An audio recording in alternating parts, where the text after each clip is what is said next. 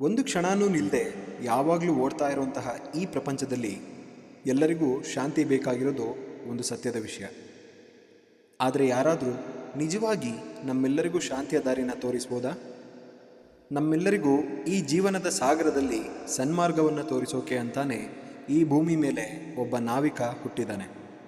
ಅವರೇ ಶ್ರೀ ಶ್ರೀ ರವಿಶಂಕರ್, ಅರ್ಥಾತ್ ದ ಗುರುದೇವ್.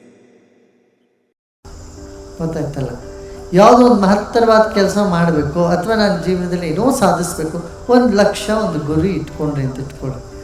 ಆ ಮಧ್ಯದಲ್ಲಿ ಅದು ಎಷ್ಟೇ ಏನೇ ತೊಂದರೆ ಬಂದರೂ ಅಡಚಣೆ ಬಂದರೂ ಎಲ್ಲವನ್ನೂ ಸುಧಾರಿಸ್ಕೊಂಡು ಸಮಾಳಿಸ್ಕೊಂಡು ಮುಂದೆ ಹೊರಟ್ಬಿಡ್ತು. 1956 ಮೇ 13ನೇ ತಾರೀಕಂದು ತಮಿಳುನಾಡಿನ ತಿರುಚಿಯಲ್ಲಿ ಹುಟ್ಟಿದ ರವಿಶಂಕರ್ ಅನ್ನೋ ಒಂದು ಪುಟ್ಟ ಬಾಲಕ 4ನೇ ವಯಸ್ಸಲ್ಲೇ ಭಗವದ್ಗೀತೆ ಎಲ್ಲಾ ಶ್ಲೋಕಗಳನ್ನು ಹೇಳೋ ಮೂಲಕ ಜಗತ್ತನ್ನ ತನ್ನ ಬುದ್ಧಿವಂತಿಕೆಯಿಂದ ನಿಬ್ಬರಿಗಾಗಿಸಿದ್ರು. ಆಗ ಈ ಪ್ರಪಂಚಕ್ಕೆ ಗೊತ್ತಿರಲಿಲ್ಲ, ಈ ಪುಟ್ಟ ಹುಡುಗನೇ ಮುಂದೆ ಶಾಂತಿಯ ಸಂಕೇತ ಶ್ರೀ ಶ್ರೀ ರವಿಶಂಕರ್ ಅರ್ಥಾತ್ ಗುರುದೇವ ಆಗ್ತಾರೆ ಅಂತ.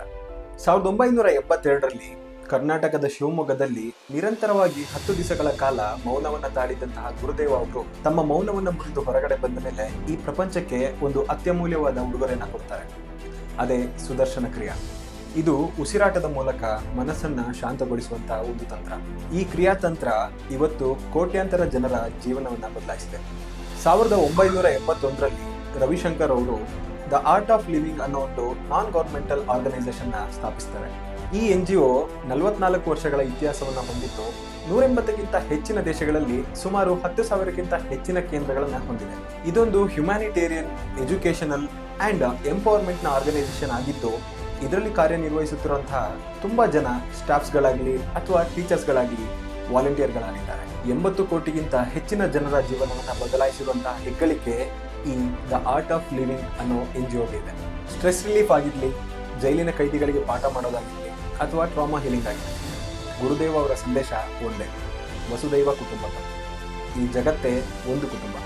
ಯುನೈಟೆಡ್ ನೇಷನ್ಸ್ಗಳಿಂದ ಹಿಡಿದು ವಾರ್ ಝೋನ್ಗಳ ತನಕ, ಗ್ರಾಮೀಣ ಪ್ರದೇಶಗಳಿಂದ ಹಿಡಿದು ಕಾರ್ಪೊರೇಟ್ ಮೀಟಿಂಗ್ಗಳ ತನಕ, ಹೀಗೆ ಗುರುದೇವ ಪ್ರೀತಿ, ಶಾಂತಿ ಹಾಗೂ ಹ್ಯೂಮನ್ ವ್ಯಾಲ್ಯೂಸ್ಗಳ ಬಗ್ಗೆ ಮಾತಾಡದೇ ಇರುವಂತಹ ಜಾಗನೇ ಇಲ್ಲ.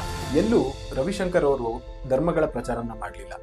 ಬದಲಾಗಿ ಜೀವನದಲ್ಲಿ ಹೇಗೆ ಬದುಕಬೇಕು, ಹೇಗೆ ನಡ್ಕೊಳ್ಬೇಕು ಅನ್ನೋದನ್ನ ಕಲಿಸ್ತಾ ಇದ್ದಾರೆ.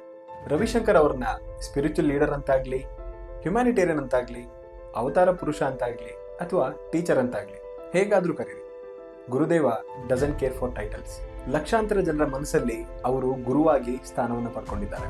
ಗುರುದೇವ ಯಾವಾಗ್ಲೂ ಹೇಳೋದು ಒಂದೇ: ಪ್ರತಿಯೊಬ್ಬ ಮನುಷ್ಯನಲ್ಲೂ ಒಂದು ದೈವಿಕತೆ ಅಡಗಿದೆ. ನಿನ್ನಲ್ಲಿರುವ ಆ ದೈವಿಕತೆಯನ್ನ ಅರಿತುಕೋ. ಉಸಿರಾಟ ನಿನ್ನ ದೇಹವನ್ನ ಹಾಗೆ ಮನಸ್ಸನ್ನ ಜೋಡಿಸುತ್ತೆ. ಮನಸ್ಸು ಶಾಂತವಾಗಿದ್ರೆ ಪ್ರೀತಿ ಸಹಜವಾಗಿಯೇ ಹರಿಯುತ್ತೆ. ಈ ಜಗತ್ತಲ್ಲಿ ಎಲ್ಲರೂ ಎಲ್ಲದಕ್ಕೂ ಕೂಗಾಡ್ತಾ ಇದ್ದಾರೆ, ಕಿರ್ಚಾಡ್ತಾ ಇದ್ದಾರೆ. ಆದರೆ ಗುರುದೇವ ಎಲ್ರಿಗೂ ಮೌನದಲ್ಲೇ ದಾರಿಯನ್ನು ತೋರಿಸ್ತಾ ಇದ್ದಾರೆ. Breathe, meditate, celebrate the life.